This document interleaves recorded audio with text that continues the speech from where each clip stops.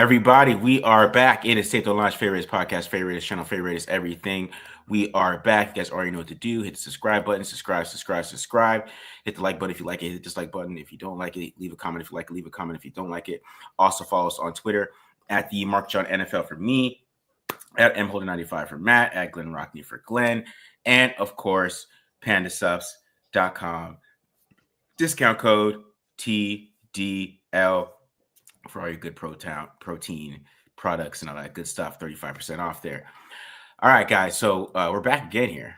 I guess I didn't expect to be here for this, to be honest. It shocked me a little bit. I was very shocked. Yeah. My friend sent me a text message. He's like, "Is this a good thing?" I was like, "What is he sending?" I was like, "Holy shit!" And yeah, that was my thought process of finding this out. So yeah, Tom Telesco's fired. He's out of here. It felt out of the blue just because it's like you would think, again, you'd think like a normal organization, when they would fire their head coach, they would also fire the general manager and not wait 2 days. But you also don't think you'd wait 2 days after the game season to fire a coach that went 13-3, or 4-13. So no, it's the Raiders, man. It's always going to be an eventful off season, that's for sure. We're never going to be bored. I don't know, man. It's just. Okay, I'm the same way. Like Marcus, I was like not told by somebody else, but I was talking to my dad on the phone, talking about tonight's game. Both Notre Dame fans, talking about what needs to happen and stuff. And all of a sudden, I see the big ESPN goes breaking news, which is always funny when it's the Raiders, like, and it's not like somebody going to prison or something. Like it's like Tom. Hold your breath for a second. Yeah, I know. At first, I was like, oh boy, yeah, and then it says like Raiders fired Tom Telesco. I was like, what? But like I said, I'm not taking a victory lap or anything because I still didn't think it was going to happen. But I remember like last week or so, I was just saying they haven't signed anybody to an extension. And there's a couple guys on the team that you think would probably do it, And I thought basically it was kind of like, Tom, hold off on those for a minute. We're going to do some evaluating, and because if you're going to do a mass turnover like this, maybe you're not going to pay Nate Hobbs at the moment. Maybe you're not going to pay Trayvon Merrick at the moment because you don't know what type of coach is coming in or not. But it did seem like that maybe was a little bit of a red flag for Telesco's future with the Raiders. Yeah. Somebody commented that Adam Schefter was on ESPN saying it was because they talked with head coach candidates and decided that Telesco was an appealing GM for them. But they haven't met with anybody yet, have they? Like who? I think Peter, like that was more Schefter like just speculating because he said like something about obviously like them just not viewing Telesco as an attractive candidate, but. To me, part of it is like my first reaction was like less like what does this mean, of more of like this tells me that Brady has quite a bit of pull in the organization and is kind of calling the shots at this point, because you can't help but notice the timeline of like last year Brady was like flirting with ownership, wasn't involved, and then all of a sudden now they get rid of AP and Tom Telesco after 1 year. And I mean, if we look at Tom Telesco's like what he did this past year, I'm not saying he's perfect, but he did pretty damn well. I mean, he had a pretty good draft. Quarterback situation was what it was, but again, I don't think anybody was trading out of 1, 2, or 3. And I mean, we can look in hindsight and sit here and say, oh, they should have traded up for Penix or Bo Nix, but no one was saying that during the draft. And like, in fact, a lot of people were against it. Mm-hmm. And I mean, again, hit on probably the first 3 picks this year. Christian Wilkins unfortunately got injured and kind of made him look worse than that really was, but Wilkins was damn good when he was playing. Yeah.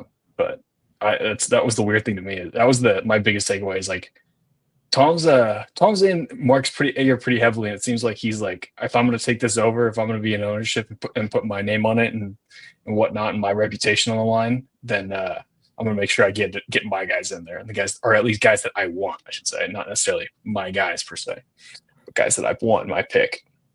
Yeah, I'm also wondering. Little conspiracy, a little bit of Charlie, It's Always Sunny in Philadelphia kind of thing happening right now. But there was a lot made of the phone call to Bill Belichick yesterday, right? Tom Brady's talking to Bill Belichick. Mind going a million miles a minute. What if that was what the phone call was about? Hey, Bill, do you think Tom Telesco is good? No. All right, see you later. Maybe. Or part of the conversation. Timing is crazy when you think about it. It's just like, and I think everybody that thought Brady was going to take charge, it does seem like that's the case, because I can't imagine Mark just sitting on this idea for a couple of days and be like, I'm just going to fire Tom Telesco. What the hell? Maybe. That's something Dad would do. But Mark gets a weird reputation by like talking heads. Like he's not that like I don't know. I don't feel like he acts like his dad that much, you know? Yeah. To me, a lot of the slander that goes to Mark Davis, I mean, we wouldn't be having those emails didn't leak with the Commanders, right? We wouldn't have the conversation of stability because we would still be John Gruden. We might be like having this fight for the 7th seed every year and the 6th seed. That might be happening, right? But I mean, John Gruden would still be here. He'd still be the coach. I mean, I wouldn't see them like getting worse. I mean, from where they were going, and Carr's playing at his best high level. So, like, depends on how many more first round busts they could overcome. That's the problem, right? They could have and overcome. I mean, they're doing all right. I mean, going to 2021, they were doing okay, right? But like in the draft, I mean, not in the draft. Okay, the draft. That's what he's saying. Yeah, overcover. Yeah, that's what like.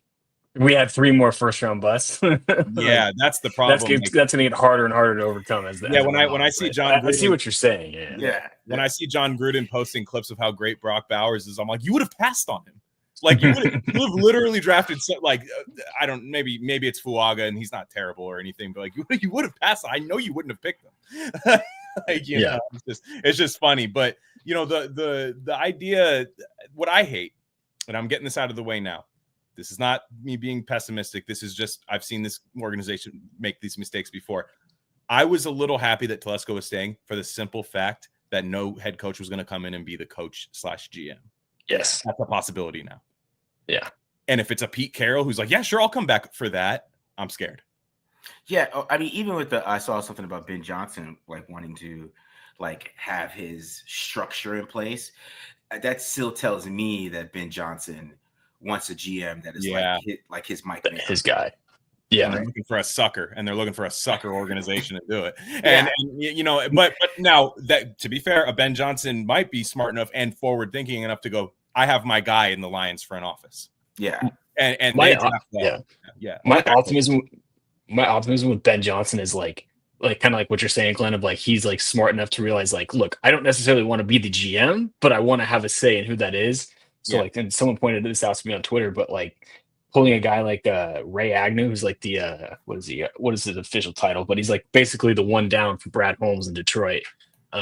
And he was like the director of player personnel with the Rams from 2017 to 2020. Mm-hmm. So when they started getting good in the beginning of the Sean McVay years, and obviously has worked a lot with like Jared Goff with both his basically has followed Jared Goff his entire career.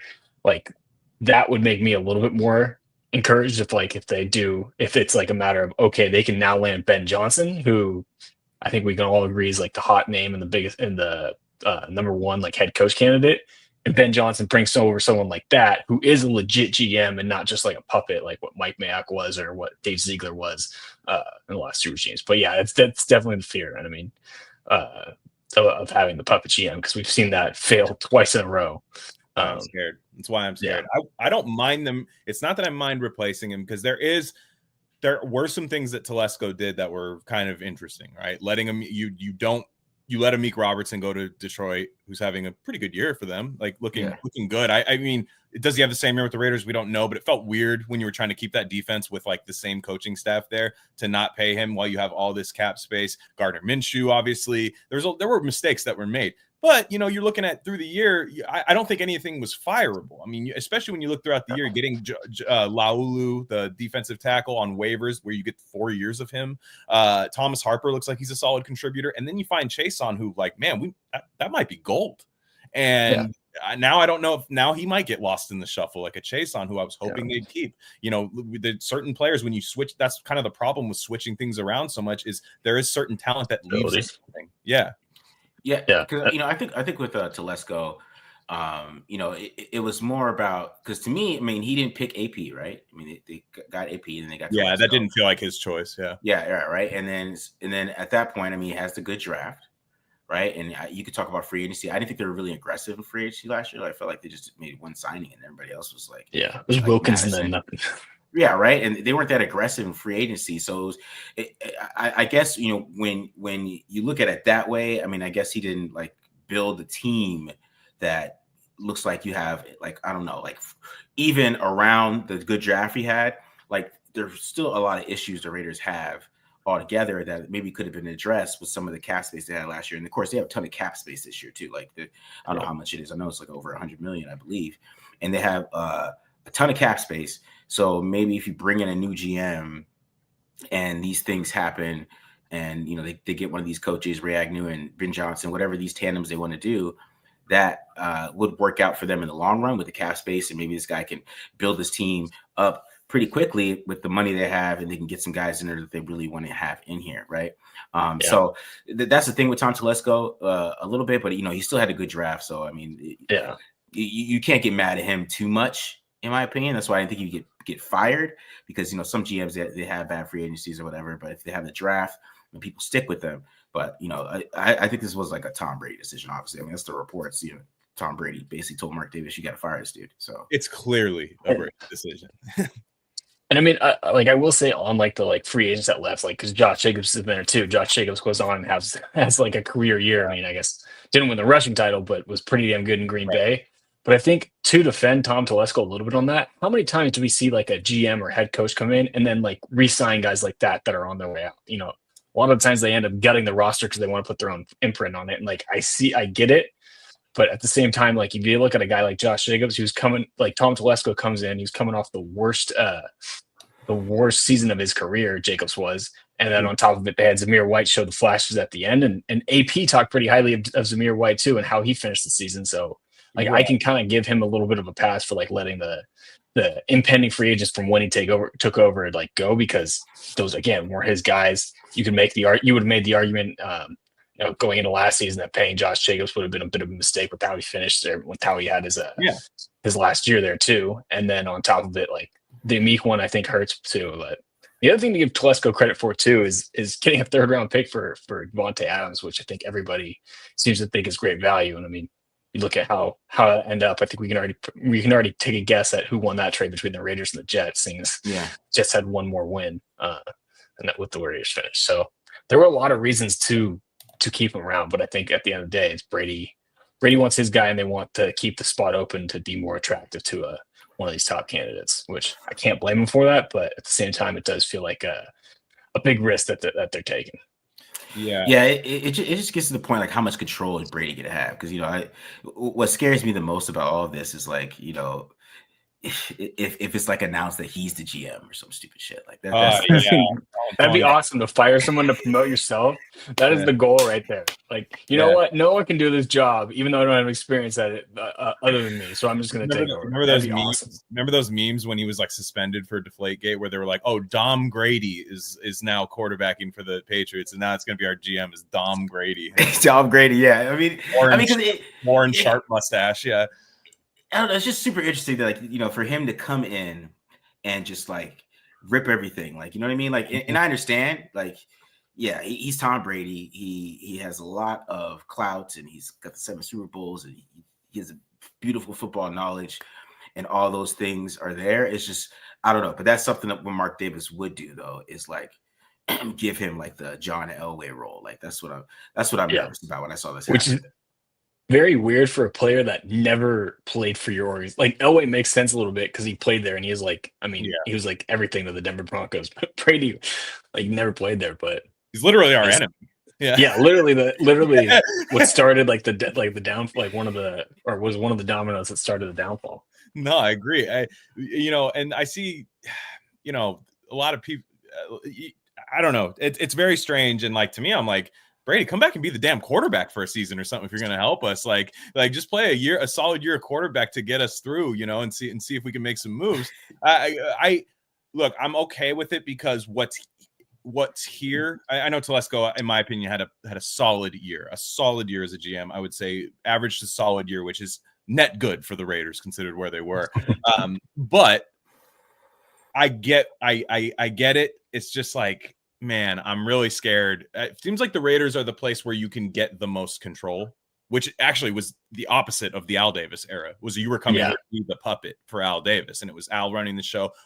Sometimes that was a championship, sometimes that was the 06 Raiders. But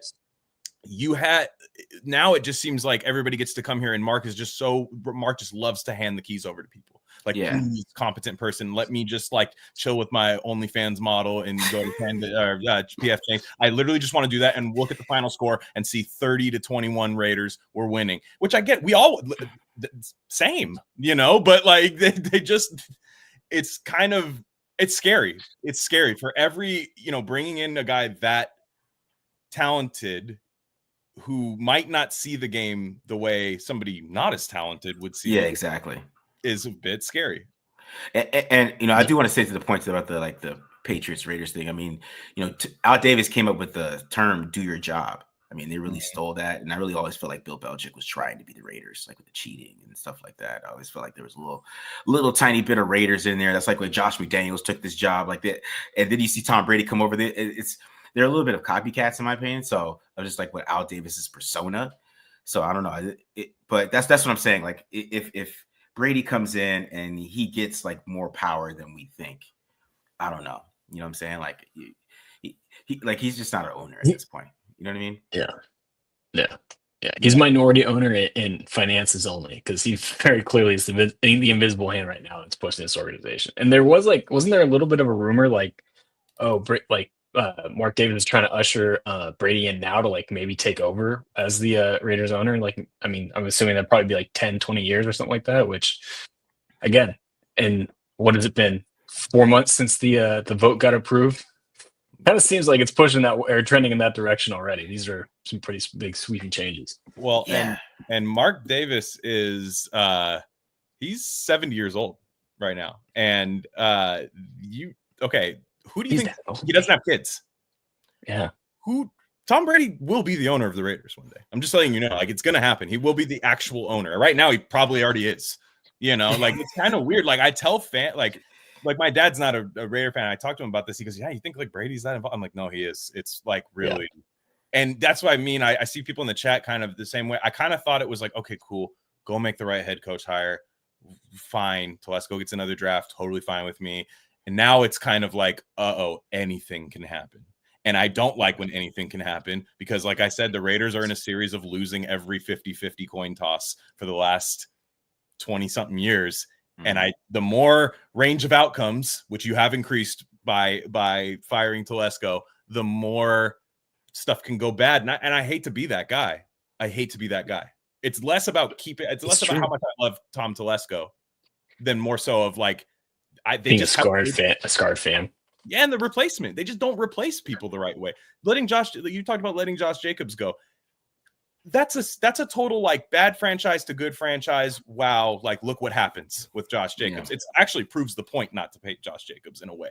Like because it's like they were in a position to do it. We had the money, but not the position to just push a good player there. And they already tried that with Devontae Adams 2 years ago and it didn't work. Now they replaced him with Alexander Mattison, who, by the way, people were saying that's a Telesco thing. I understand he signed him. The first thing that happened at Alexander Madison's arrival, I remember, or they asked him Pierce at camp. He goes, "Oh, he played college football with my son." So we're starting to see that was kind of an AP friend group kind of thing, is what we it was in the last year. They replaced Josh Jacobs with like the worst running back room. That's the problem. Not that Josh Jacobs isn't a Raider. Amik, I just felt was kind of like, how much money did Amik get? Like $9 million a year. He got a decent contract, but it was like one of those things where it was like, with the Raiders, he was always like the swing quarterback, if you will. Like he kind of was the first guy off the bench. Like he wasn't like like viewed as like a huge loss, but like where I could see like again an incoming GM where it's like this guy's not a superstar.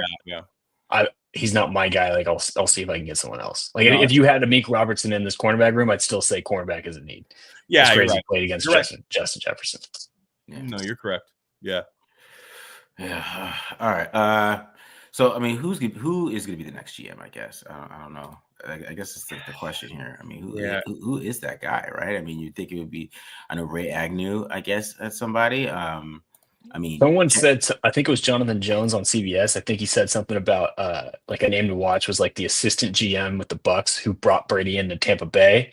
And again, on the table a little bit harder for Liam Cohen. Again, if you're looking at having those two guys in lockstep, or your head coach and your GM in lockstep, I feel like that would be another combo of someone, a head coach that's out there and a GM who, I mean, I don't know how long that guy's been in Tampa Bay, but Tampa Bay's got a decent roster and got plenty pretty good players. So could be or should at least have a decent resume to be able to lean in that direction if you're hiring someone. Yeah, John Spytek. John Spytek. That's his Look name. him up, see Or Spitek or Spytek. That sounds like the Terminator. So that's what I was thinking. I don't know what's going on. John Spytek. Yes. I come from the future. All right, yeah. But I don't know.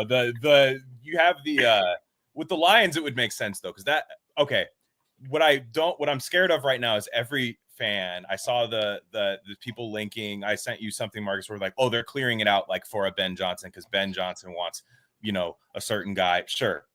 Sure. That's fine. Most teams probably would make that concession. He seems to be the hottest coaching candidate of the last 2 years.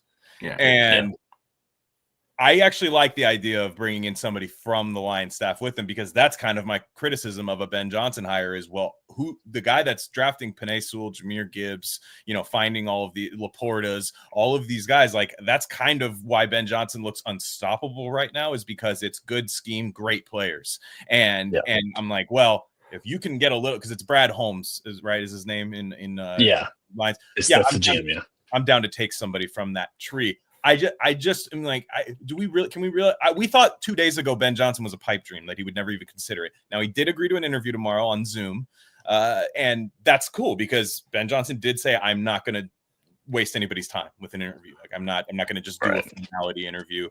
And if they do that, I'm like, man, do we really think like he's going to pick this team? Like I don't know. Like I hope they're not doing all of this stuff just for him. Well, what I think works if you're the optimist looking at this Raiders situation of firing Tom Telesco and the timing of it, I think you have to take into consideration like the two other jobs that Ben Johnson has been highly connected to. I guess so there's three other ones, but two out of the three, one being the Patriots, which it seems like they might hire Vrabel. I mean, granted, maybe the Raiders are a bigger option now with Vrabes wanting control of the roster and them firing the GM, but they haven't even talked to him yet. But going back to Ben Johnson, the other spot was Jacksonville, and we know Ben Johnson's picky about who the GM is. That's one of his sticking points, and Trent Baalke is obviously like the least desirable GM. A lot of people thought he would be there. Now, the other one is Chicago, but again, Ryan Poles isn't exactly the hottest GM recently. So maybe the opportunity to pick his GM, like now we're going down the pecking order, like that ends up being bigger than anything we ever anticipated, because one, we didn't anticipate the GM job being open, but that ends up being even like bigger than having like a stable quarterback situation, because now you have a little more control over who's couldn't be the quarterback as the head coach, versus where if you go to where there's either an established GM or an established quarterback, then you don't necessarily have as much say. Yeah, because that's a great point. I mean, also, you look at some other candidates. I saw Bill, which is our boss, Matt. He's talking about like Scott Pioli and stuff like that. Man, it's like we're like Thomas Dimitroff because they're like Patriots guys. No, you know what I mean? Like I don't know. It's gonna be interesting to see who they bring in as a GM. Somebody said Ed Dodds too might be getting. What's funny is I was looking at an article of like names and I like hot GM names, and I was like scrolling through it and I was like, oh, Ed Dodds, that guy's interviewed for the Raiders job the last 2 times it was open, so maybe this is them to finally pull the trigger and hire him. I mean, I do have to think Dodds has lost some steam, because I mean Chris Ballard was considered to be on the hot seat, or in the media at least, like for them not winning in Indianapolis. So I don't know. I feel like the Dodds train is might have cooled a little bit, but we'll see. He'll probably interview for this time. I mean, he knows how to get there. All right. I'm not as sure as a lot of the fan bases about just, this means Ben Johnson's coming. I'm like, does it? Yeah. I don't know. Yeah. I hope what you said, Matt, makes a lot of sense though, because other teams kept their mid to basically trash GM, kept those guys, and the Raiders were like down to do any sort of gang initiation ritual to like get their guy. Like, no, we'll Telesco, get him out of here. Like, no problem. This guy, this dork, get him out of here. Like they kind of basically did that. And I just, like I said, I don't, we talked about this last time. 2 days ago when there was other breaking news. The timeline of the team is it's like the only reason I'm holding out that it's not just this crazy like Pete Carroll comes back and he runs the entire team or Vrabel or anything is the timeline, right? Is the timeline of winning. Vrabel makes a little more sense because he is younger, but the timeline to me is like they're kind of clearing it out to be like, we understand this is not a good football team. We understand this is not a good football team. We need a young offensive mind or a young defensive mind. I like Aaron Glenn to come in and just put their fingerprints all over the roster. The GM from a successful team or at least somebody from a successful front office comes over. I hope that's what they're doing. I hope. Yeah, me too, man. I just, they obviously have a plan, right? So they have some plan. They haven't told us yet, right? They haven't they're not letting everybody know about the plan. I did see an article too that just said, Champ Kelly might be part of this, where they might be looking at him too. So we'll see how that goes. But I kind of doubt it. For them to have Champ Kelly as the interim GM, hire Tom Telesco, and then fire Tom Telesco a year later after, again, he wasn't terrible, just to hire Champ Kelly would be a pretty much pretty on brand for the Raiders. So it would be like they did offensive coordinator this year. Yeah. Literally the same thing. Pretty much. Yeah. Pretty much the same thing. Yeah. Nothing is out. I just wish I could rule things out as a fan. I wish I could be like, nah, that won't happen. Literally. You can't. Literally anything can happen. Let's get some of these questions and we'll get out of here, man, so you can watch these games here. I think we've got a chance. Ben Johnson, could he accept the job tomorrow? He can't do it tomorrow, right? I don't think so. No, he can't. Well, nothing can be official until the Lions are eliminated. So, and they have a bye this week. Yeah. But then there's the Rooney rule and all that stuff, all the other hurdles you have to jump through. Well, they're interviewing Saleh, right? Technically, Saleh. So I pulled it up. It's Ben Johnson, Aaron Glenn, Spagnuolo, Monken, and Saleh. Yes, that sounds about right. Yeah. So I don't know. I mean, I think Spags is a secret one. I mean, that's a. Why do people like that? I think because he plays great defense. But you're right. You're right, Glenn. I mean, any other coach you went like 2-14 twice. I don't know how much. Yeah, it's Dennis Allen. It's Dennis Allen again. I don't understand why people don't understand that. Yeah. It's like the guys are both elite Super Bowl winning defensive coordinators.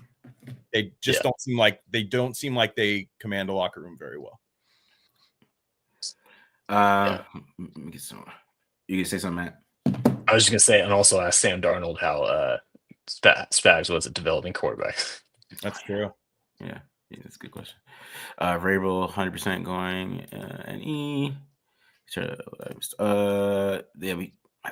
We could have happened to Champ Kelly. I think we kind of talked about that though. Mm-hmm. Somebody kept asking if Drew Aller maybe. I don't. This is a crazy question.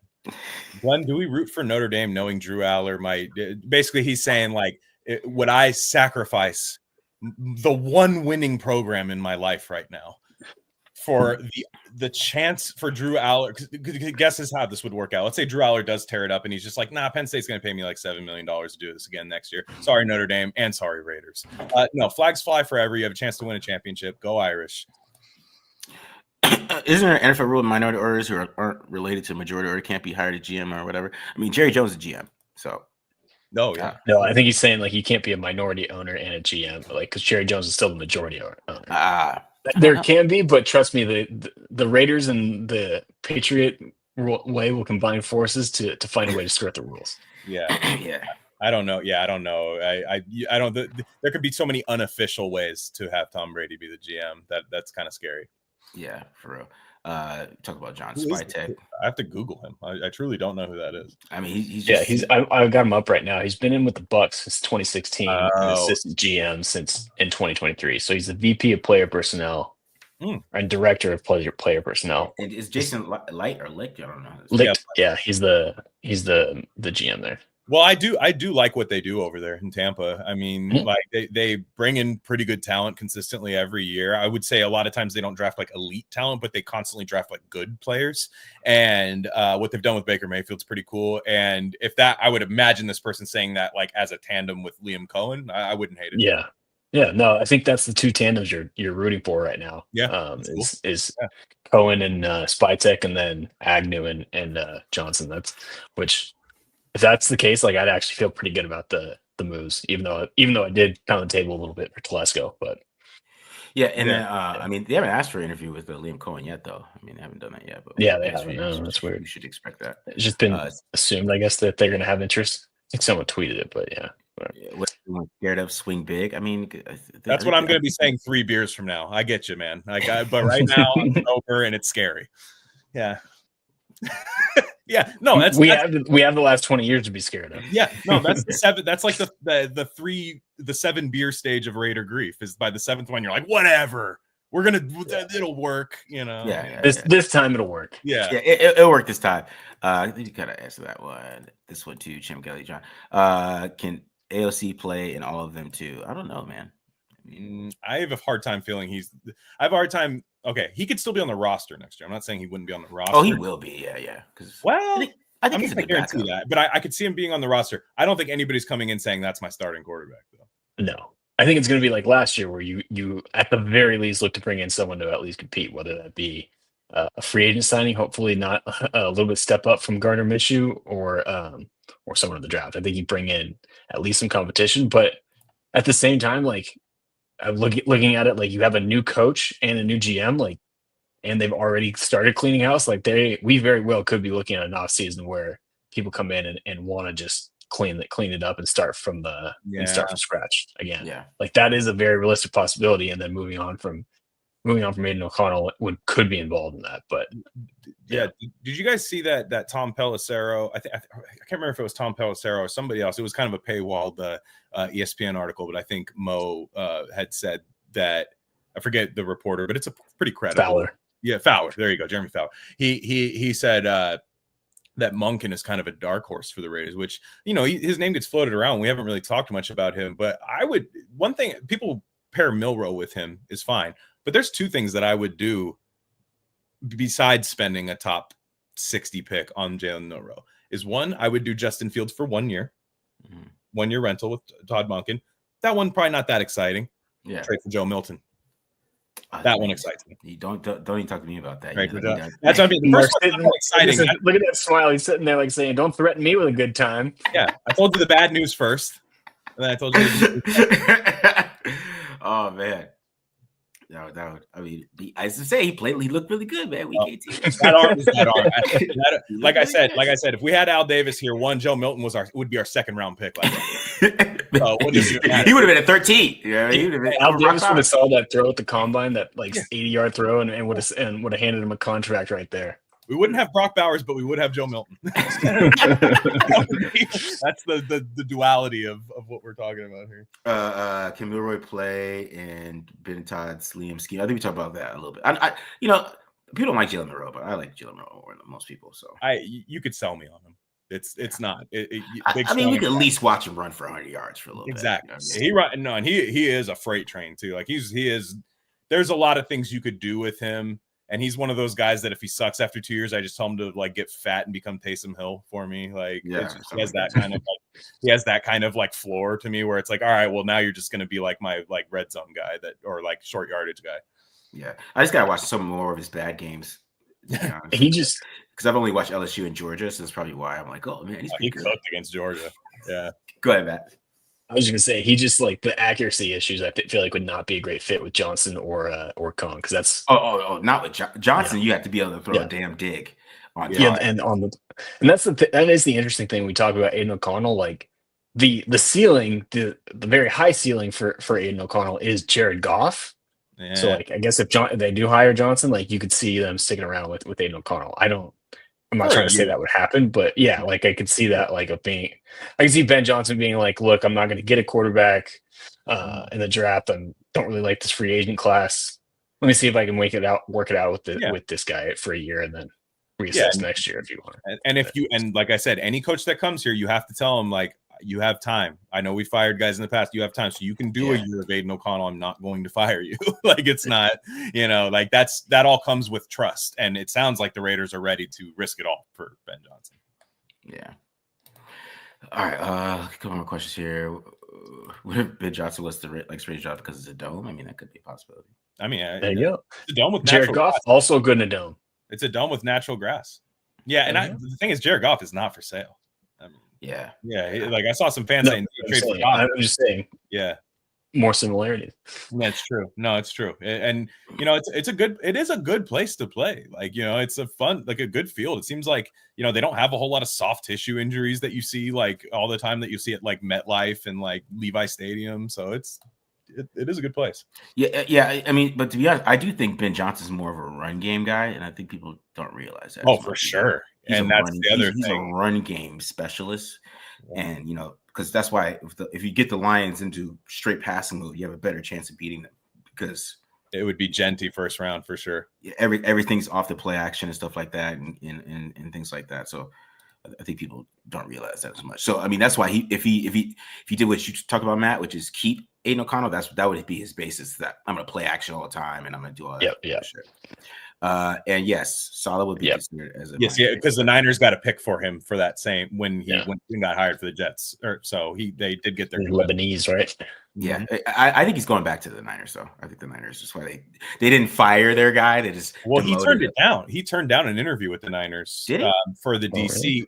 Really? I would imagine the door's back open if he doesn't get his job. Like I think he's like, I'm going to explore my options.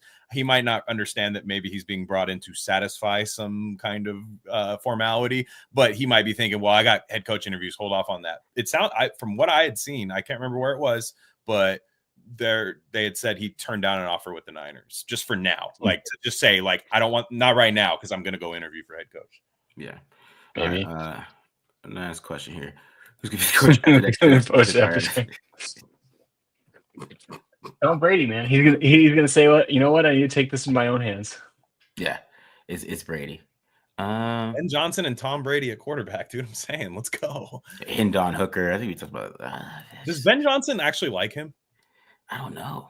I mean, they keep signing Teddy Bridgewater to play in the playoffs. So I'm just telling you, you have to be able to stand in there and throw a dig with Big Johnson. I mean, that is his whole thing. Like I talk about Dagger concept a lot, but he does it a lot too. He just does it in a more creative way. He's just not like Josh McDaniels real life right here, and we're gonna run Dagger. He's gonna like do some motions off it and confuse you a little bit and run the same concept. But like, the guy has to be able to throw a dig, because if you watch Jared Goff, I mean, Jared Goff. That's one of the best things Jared Goff does in his career is play action, hit that dig route, and he's hitting St. Brown over the middle. And as I'm saying, like we watch the Lions in offseason, just watch it. Watch how much he throws to the middle of the field, and that's a big part of it. So rhythm and timing is huge. Yeah. And I guess I'm wrong about Saleh. I thought that's what I saw. I guess he is interviewing with the Niners DC, but I don't know. I thought I saw something else. But all right, guys. Any other thoughts before we get out of here? No, I'm scared. Yeah.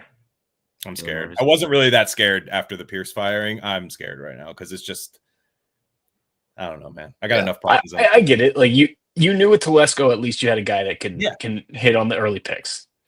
But and just like I said, it's the idea that you don't have to just bend the knee to the next coach. The next coach picks the GM, like we saw with Ziegler and McDaniels. Like can we have just a normal working ecosystem for once? Like, and maybe not.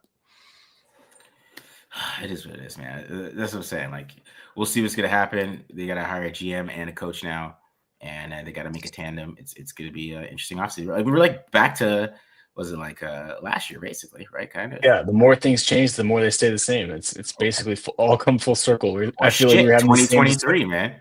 What's that? We're back to 2023. Shit. I hate it so much, man. I mean, oh gosh. It is what it is, man.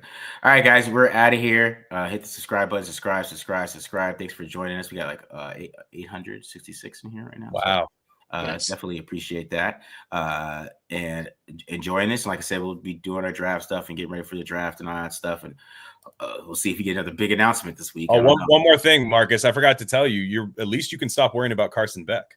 Oh yeah, man. For portal. I know. Yeah. I just love that he's just basically like choosing like, hey, I'm gonna go hang out with my girlfriend for another year, and instead of going to the NFL and ride the bench, which I can't blame him. Yeah, make those Will Levis videos. Exactly. All right, guys, we're out of here. Thank you, guys. See you. All right, guys.